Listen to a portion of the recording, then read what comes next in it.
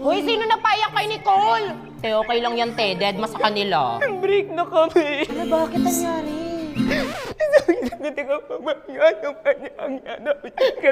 Ano daw?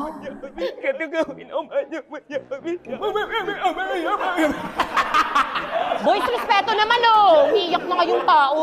Grabe naman siya. Gano'n na nga kayo katagal? 2 days.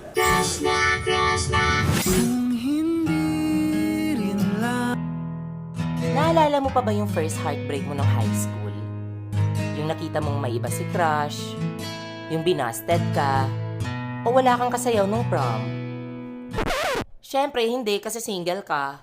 Pero paano kung kailan masaya ka na sa buhay mo? Tsaka wala din namang value yung mga ex. Biglang babalik yung ex mo.